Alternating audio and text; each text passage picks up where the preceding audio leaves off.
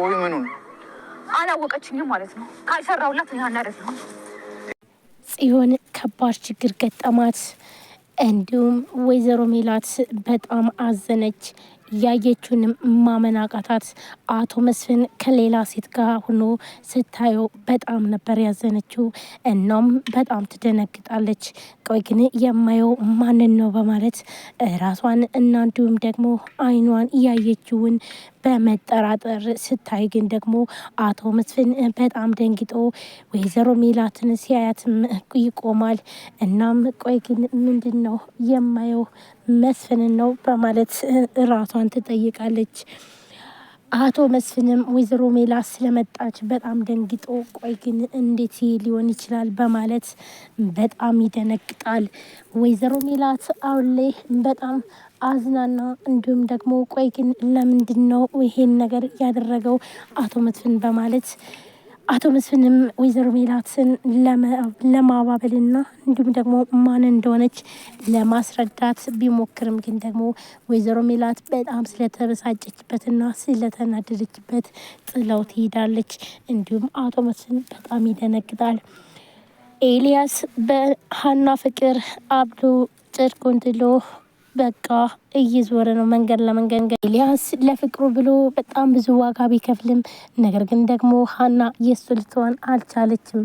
እናም በሷ ምክንያት ህይወቱ በመመሰቃቀል እንዲሁም ሁላቸውም አዝነው በተለይ ደግሞ ሀና ኤልያስ አብዷል፣ ይህ ምክንያት ደግሞ አንቺ ነሽ ስትባል ቆይ ግን እንዴት እኔ ይህ ሰው ምክንያት ሆናለሁ? ሰው እንዲጎዳ በእኔ ምክንያት እንዴት ይሆናል? በማለት በጣም አዝና ኤልያስን ፍለጋ ትሄዳለች።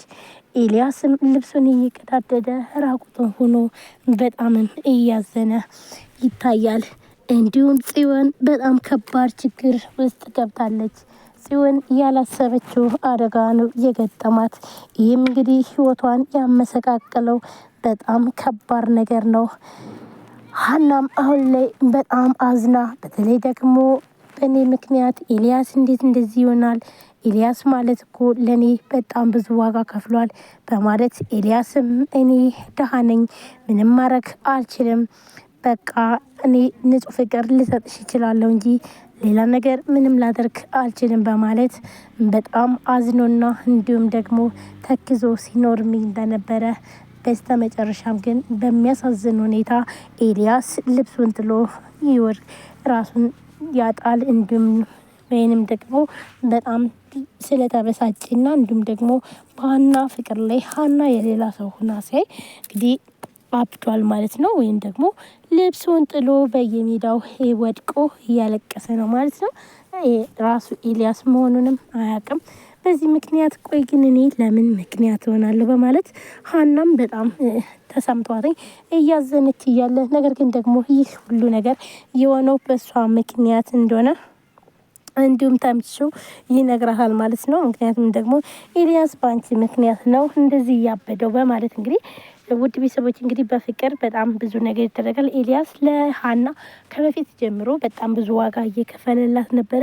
በተለይ ደግሞ አቶ ኖላዊ ታመው ሳለ ወይም ደግሞ ሀና የቤት ሰራተኛ ሳለች ያው እንግዲህ አሁን ላይ ምንም እንኳን ከወይዘሮ ሜላት ከእናቷ ጋር ብትኖርም ነገር ግን ደግሞ በጣም ብዙ ነገር አሳልፋለች።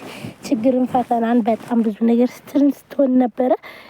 እንግዲህ ሀና በጣም ብዙ ነገር ዋጋ የከፈለችበት ደግሞ እዚህ ጋር እንግዲህ በሚያሳዝን ሁኔታ ስታየው በጣም ነው ያዘነችው ማለት ነው። ኤልያስ በዛን ሰዓት ከጎኗ ነበረ ማለትም እሱ ከወልዶ ድረስ እየመጣ እያጽናናት ነበር ማለት ነው። ሀናም እንግዲህ በሌላ ጊዜ እናቷን ካገኘችም በኋላ በራሷ ጊዜ በምታገኝበት ወይም ደግሞ ነፃነት በምታገኝበት ሰዓት እንግዲህ ከሌላ ሰው ፍቅር ይዛታል። እናም ኤልያስን እንግዲህ ትረሳዋለች ማለት ነው። ኤልያስ ደግሞ የበፊቱ ፍቅሩ እውነተኛ ፍቅር ስለሆነ ስለዚህ ሀናን አምኗት ነበር። ነገር ግን ሀና እንግዲህ ስትክደው በጣም ነው አዝኖ ራሱን ስቶ እንግዲህ መንገድ ላይ ጎዳና የወደቀው ማለት ነው። ይህ ደግሞ ምክንያቱ ሀና ስለሆነች ሀናም በጣም ተሰምቷታል። ይህ ምክንያት በሷ ምክንያት ስለሆነ በጣም አዝኖና እንዲሁም ተክዞ ስታየው እሷም ደግሞ በጣም ነው። ምክንያቱም እኔ ለሰው እንዴት እንደዚህ ምክንያት ሆናለሁ ወይም ደግሞ በእኔ ምክንያት እንዴት ያብዳል በማለት ነበር ማለት ነው ያዘነችው። እንግዲህ ኤልያስ በጣም አብዷል ማለት ነው። በጣም የሚያሳዝናል ማለት ነው። ሰላም ሰላም፣ ጤና ይስጥልን ውድና የተከበራችሁ የቻናል ቤተሰቦች እንዴት ናችሁ? እኔ በጣም ደህና ነኝ። ለዚህ ቻናል አዲስ የሆናችሁ ሰብስክራይብ፣ ላይክ፣ ሼር በማድረግ ቤተሰቡን ቤተሰብ የሆናችሁን ከልብ ነው የማመሰግነው። ውድ ቤተሰቦች ዛሬም በአዲስ ቪዲዮ መጥቻለሁ። እንግዲህ ኖላዊ ቀጣይ ክፍል ይዤላችሁ መጥቻለሁ። ኖላዊ ድራማ እንግዲህ በጣም ደስ የሚል ድራማና እንዲሁም ተወዳጅ ነበር። ነገር ግን አሁን ላይ ሀና እንግዲህ በኤልያስን በመካዷ ኤልያስ በጣም አብዶና እንዲሁም ቀውሶ ይታያል ማለት ነው። እንዲሁም ጎዳና ወጥቶ ይሄንን የሰማቸው ሀና በእኔ ምክንያት እንዴት ይህ ይፈጠራል በማለት በጣም አዝና እንግዲህ ኤልያስን ስትሄድ፣ ግን ደግሞ ኤልያስ ሀናን ሲያይ በጣም እያበደ ወደዛ ይሄዳል ማለት ነው። ይህ እንግዲህ ምክንያቱ እሱ በእሷ ምክንያት እንደሆነ ስታቅ በጣም ያዘነችው። ምክንያቱም ደግሞ በእሷ ምክንያት የሰው ልጅ እንደዚህ ራሱን ስቶ ሲያብድ በጣም ነው የተሰማት ማለት ነው። ውድ ቤተሰቦች ቪዲዮ ላይክ፣ ሼር፣ ሰብስክራይብ ያደረጋችሁ እንዲሁም ደግሞ ሀሳብ አስተያየታችሁንም ኮሜንት ላይ አስቀምጡ። የተለያዩ ድራማዎችን ይዤላችሁ ቀርባለሁ። ታዲያ አዲስ ከሆናችሁ ደግሞ ሰብስክራይብ አድርጋችሁ የደውል ምልክቷን መጫናችሁን አትርሱ። ውድ ፋሚሊዎች እንግዲህ በየጊዜ በየሰዓቱ አዳዲስ ቪዲዮዎችን ይዤላችሁ የምቀርብ ይሆናል። እናንተ ታዲያ ከእናንተ የሚጠብቀው ላይክ ማድረግ፣ ሰብስክራይብ ማድረግ እንዲሁም ሼር አድርጉ። ከዛም ሀሳብ አስተያየታችሁን የመሰላችሁን ሀሳብ አስተያየት ጻፉ ማለት ነው። ቀጣይ ክፍል እንግዲህ ዛሬ ይለቀቃል ማለት ነው። ክፍል 146 ማለት ነው። በክፍል 146 ምን ይፈጠራል? ጽዮን በጣም ከባድ ችግር ውስጥ ይገጥማታል። እንዲሁም ወይዘሮ ሜላት እንግዲህ በአቶ መስፍን በጣም አዝና ማለት ነው። አቶ መስፍን ከሌላ ሴት ጋር እየተቆራረሰ ስታይ ወይዘሮ ሜላትም በጣም ነበር ያዘነችው። ያዘነችበት ምክንያት ደግሞ አቶ መስፍን ከሌላ ሰው ሲቆራረስ ነበር ማለት ነው። በዚህም ምክንያት እንግዲህ ወይዘሮ ሜላት በጣም ያዘነችው። ምክንያቱም ደግሞ ለምን ይሄ ነገር ይሆናል በማለት ማለት ነው።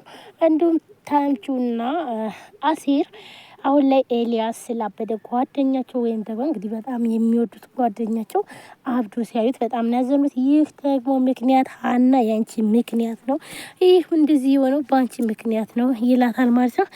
ሀናም እንግዲህ ያው ከዚህም በፊት በጣም ብዙ ችግርና ፈተናም አሳልፋለች። ያንን ችግር ፈተና በምታሳልፍበት ሰዓት ኤልያስ ከጎኗ ነበረ። ነገር ግን አሁን ላይ ኤልያስ ራሱን ስተው እንዲሁም ደግሞ እንደዚህ ከማበዱ በጣም ነው ያዘነችው። ይህ ደግሞ ምክንያቱ እሷ ስለሆነች አቶ ኖላዊም እንግዲህ አሁን ላይ ከና አሲር ጋር ፈታ ያው እንግዲህ እና አሲርና እንዲሁም ተምቹ አሁንም ቢሆን አቶ ኖላዊን አራቁትም ማለት ነው። እናም አብረውም ሆነው እንዲሁም ደግሞ ሽማግሌም ሆነው ተልከው በጣም ብዙ ነገርም ሲያሳልፉ ነበር ማለት ነው። በጣም ደስ የሚሉ ናቸው። እንግዲህ ውድ ቤተሰቦቼ ምን ይፈጠራል በቀጣይ ክፍል ጽዮንስ ምን ይገጥማታል የሚለውን ሁላችሁም እስኪ ሀሳብ አስተያየታችሁን ኮሜንት ላይ አስቀምጡ ማለት ነው። ጽዮን እንግዲህ በጣም ከባድ ችግር የገጠማት ይመስለኛል። ምን ይሆናል የሚለውን ደግሞ እንግዲህ በክፍል 146 ላይ የምናየው ይሆናል። ውድ ቤተሰቦች ኖላዊ ድራማ እንግዲህ ስለ ኖላዊ ድራማ ሁላችሁም ሀሳባችሁን ኮሜንት አስቀምጡ ማለት ነው። ኖላዊ ድራማ በጣም ደስ የሚል ነው። በተለይ ደግሞ ወይዘሮ ሜላትና እንዲሁም ደግሞ ሰላም የሚሰሩበት ልክ ፋሚሊ ቤተሰቡ